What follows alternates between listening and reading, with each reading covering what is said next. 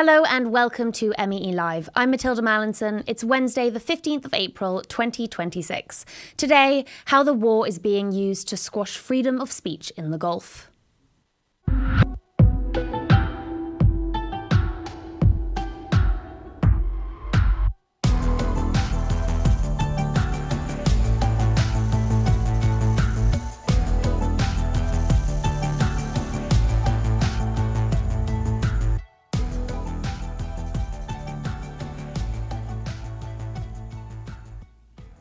On the 2nd of March, a well-known US-Kuwaiti journalist shared CNN footage showing a fighter jet crashing over his country.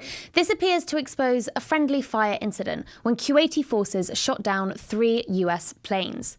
The journalist has not posted since. Ahmed Shihab-Eldin was arrested that same day amid a wartime crackdown on press and free speech in the Gulf. 6 weeks detained with limited access to his lawyer, now human rights groups are demanding his release. He is an award-winning international journalist with more than 2 million social media followers. He's worked with PBS, The New York Times, Vice, The Huffington Post, and many other outlets. He also lectures at the prestigious Columbia Journalism School. Officially, we do not know why he was arrested, but Kuwait and other Gulf Arab states have said that they've detained hundreds of people for sharing footage of Iranian attacks on their territory. And the Gulf Center for Human Rights says thousands of activists, bloggers and journalists have been arbitrarily arrested across the region since the war on Iran began. This includes dozens of arrests in Kuwait alone, where the government decreed rigid media guidelines about the war. They banned rumors, unverified news or misleading information. They banned content that could offend brotherly or friendly countries, and they introduced a 10-year prison sentence for disseminating news designed to undermine confidence in military entities. Among those raising alarm about this arrest is the Committee to Protect Journalists, whose chief executive, Jodie Ginsberg, joins us now. Jodie, welcome to MEE Live. The CPJ understands that Shihab-Eldin has been charged with spreading false information, harming national security, and misusing his mobile phone. How do you know this, and what do you make of these particular charges? That's what we understand from sources who are close to the Kuwait.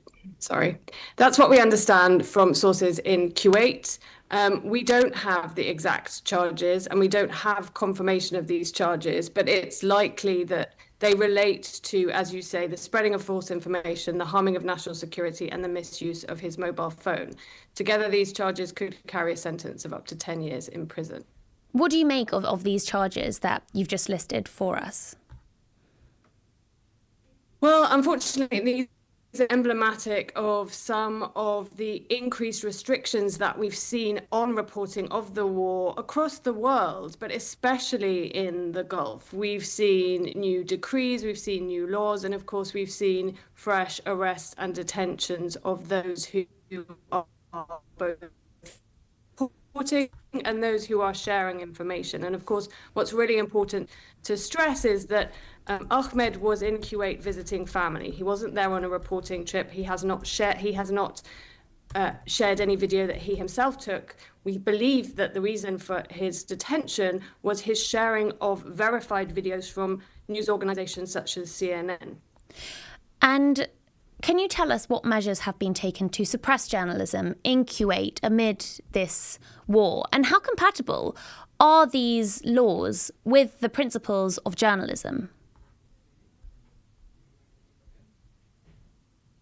So we've seen, as I say, an escalation in a number of countries. In Kuwait, just after the start of the war on March the 2nd, Kuwait's Ministry of Interior warned against filming or publishing videos or information related to Iranian attacks. A new decree, a subsequent decree imposes imprisonment and steep fines for circulating reports that seek to undermine the prestige of the military, which of course is extraordinarily vague, or erode public trust in it. And it is not compatible with freedom of expression.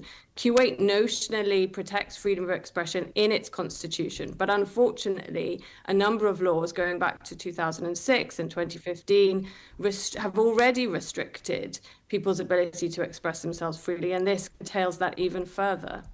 And as you mentioned, it's not just Kuwait where we've seen this. There have been several arrests within Kuwait, but across the region. I mean, last week, authorities in the UAE said police detained 375 people across Abu Dhabi alone. And this was for filming and disseminating false information on social media. How widely is this issue where we're seeing the war on Iran becoming an active threat to press freedom across the region? It's a huge issue. And of course, it's not just in the region. We've seen in the United States, the president of the United States threaten news organizations for publishing information about the war. So it's not just in the region. But of course, in the region, press freedom was already limited, and we're seeing more severe restrictions being introduced. And what's very troubling and very worrying is it's very difficult for people to report about that. As we've seen, we have no formal confirmation from the Kuwaiti authorities of the nature of the charges against Ahmed. And in many cases, individuals who have been threatened, harassed, detained are unwilling to speak out because of the implications that might have for their colleagues or others. And it's not just censorship. There are also concerns about judicial shortcuts happening under the guise of war. Shihab-Eldin is reportedly being prosecuted in a new specialised court set up in Kuwait to resolve cases with high speed. That's a direct quote. The Kuwaiti government is also quoted saying that this court was a necessary establishment due to the extreme danger terrorism poses to national stability and peace. What else should people be aware of regarding the weaponization of this war to suppress and silence people in the region and, as you've said, much further afield as well?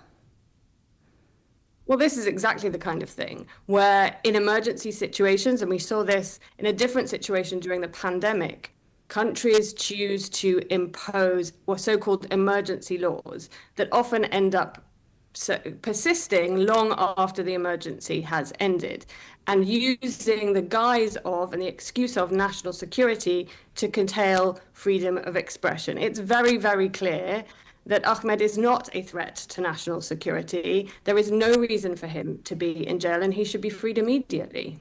Jodie Ginsberg, thank you for your time.